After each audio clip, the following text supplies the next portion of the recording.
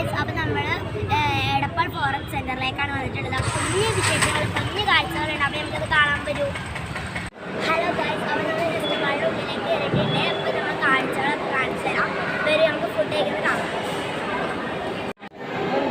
അപ്പം നമ്മുടെ ചിക്കൻ ആട്ടോ ഇത്. അപ്പം നമ്മൾ പൊടിച്ചിട്ടെങ്കിൽ തിന്നാൻ വേണ്ടി പോയിട്ട് കാര്യം ഒക്കെ ഇവിടെ എന്താ കഴിക്കാൻ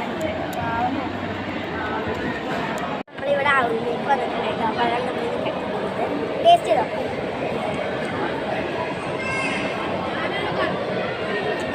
റോയൽ എന്ന് പറഞ്ഞിട്ട് മിക്സാണ് നമ്മൾ കൂടുതൽ കഴിക്കുന്നത്.